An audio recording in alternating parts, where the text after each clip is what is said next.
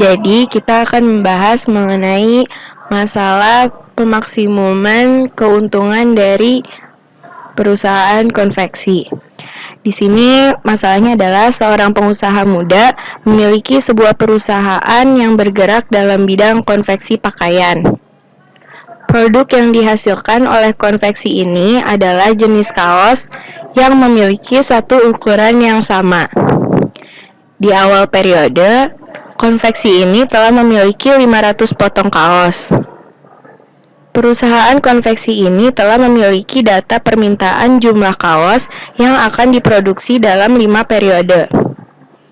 Pada periode pertama, ia mendapatkan permintaan sebanyak 8.000 potong kaos. Periode kedua, sebanyak 6.000 potong.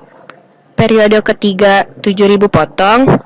Periode keempat, 4.000 potong.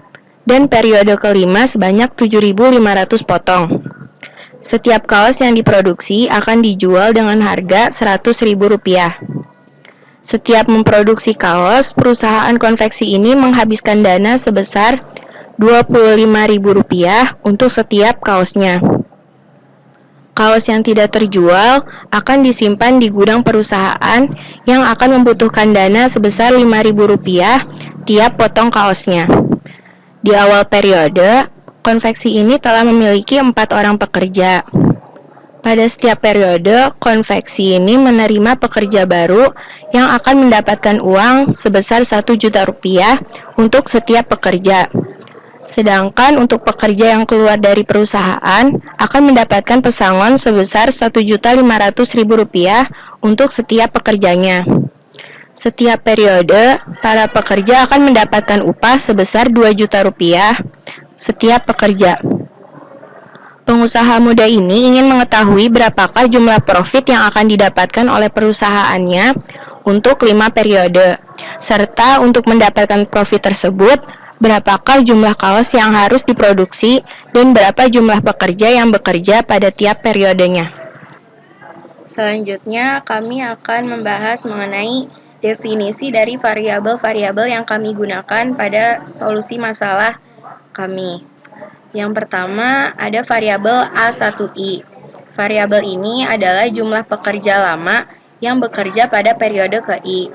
Selanjutnya ada B1I, itu adalah jumlah pekerja yang baru masuk pada periode ke-I.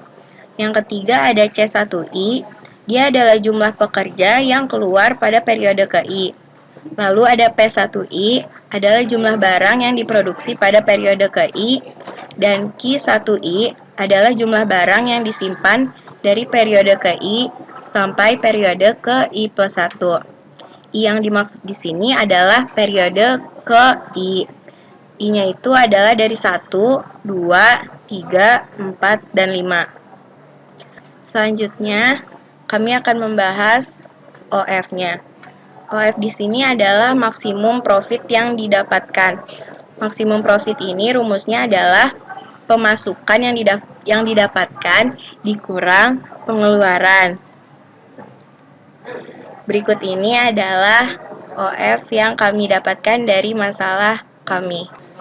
Selanjutnya, kami akan membahas kendala-kendala yang kami dapatkan dari masalah ini.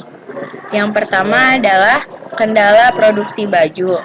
Kendala produksi baju di sini adalah jumlah produksi baju yang diproduksi pada waktu ke-I ditambah jumlah baju yang disimpan hasil dari periode ke-I-1, jumlahnya harus sama dengan jumlah permintaan pada periode ke-I ditambah jumlah sisa pakaian dari periode ke-I.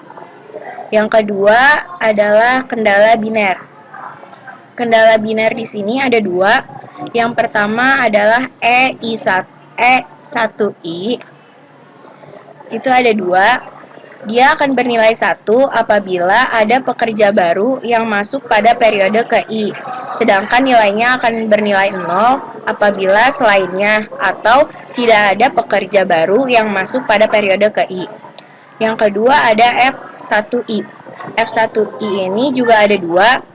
Dia akan bernilai 1 apabila ada pekerja yang keluar pada periode ke-I dan bernilai 0 apabila tidak ada pekerja yang keluar pada periode ke-I. Kendala yang ketiga adalah kendala pekerja yang memproduksi baju. Di sini kendala pekerja yang memproduksi baju itu adalah jumlah baju yang dapat diproduksi per satu orang pekerja dikali dengan jumlah pekerja yang terdapat pada periode tersebut ditambah dengan jumlah baju yang dapat diproduksi per seorang pekerja dikali dengan jumlah pekerja baru yang baru masuk pada periode tersebut dikali dengan kendala binernya yaitu E1I. Lalu semua masalah ini harus lebih besar sama dengan jumlah permintaan pada waktu periode tersebut. Yang kedua ada kendala pekerja yang memproduksi baju yaitu jumlah baju yang dapat diproduksi per satu orang pekerja dikali dengan jumlah pekerja yang terdapat pada periode ke-I dikurang dengan jumlah baju yang dapat diproduksi per satu orang pekerja dikali dengan jumlah pekerja yang keluar dari perusahaan tersebut pada periode ke-I itu semuanya dikali dengan kendala binernya yaitu F1I. Semua ini harus lebih besar sama dengan jumlah permintaan pada periode tersebut. Yang terakhir adalah kendala ketak negatifan.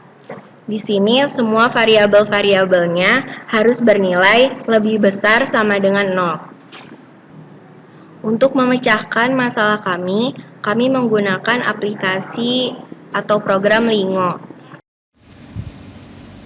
Berikut ini merupakan fungsi objektif dari model yang kami gunakan.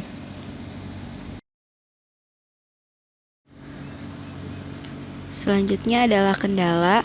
Kendala yang pertama adalah kendala produksi baju. Kendala yang kedua merupakan kendala pekerja yang memproduksi baju dari periode 1 sampai dengan periode kelima. Berikutnya akan diberikan kodingan dari kendala biner dan juga kendala integer. Ini adalah hasil output Lingo dari permasalahan kami.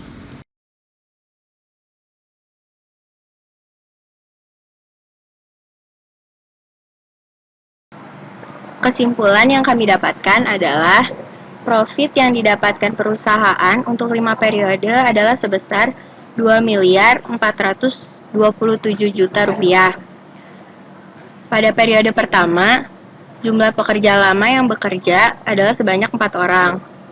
Pekerja yang baru masuk adalah 3 orang, dan barang yang diproduksi sebanyak 7.000 potong kaos. Lalu pada periode kedua, jumlah pekerja lama yang bekerja adalah 7 orang, dan pekerja yang keluar dari perusahaan sebanyak 2 orang. Produk yang dihasilkan pada periode kedua adalah sebanyak 5.000 potong kaos. Pada periode ketiga, jumlah pekerja lama yang bekerja adalah 6 orang, dan produk yang diproduksi sebanyak 6.500 potong. Lalu pada periode keempat, jumlah pekerja lama yang bekerja adalah 7 orang, dengan produk yang dihasilkan sebanyak 5.500 potong kaos. Terakhir, pada periode kelima, produk yang dihasilkan adalah 7.000 potong kaos.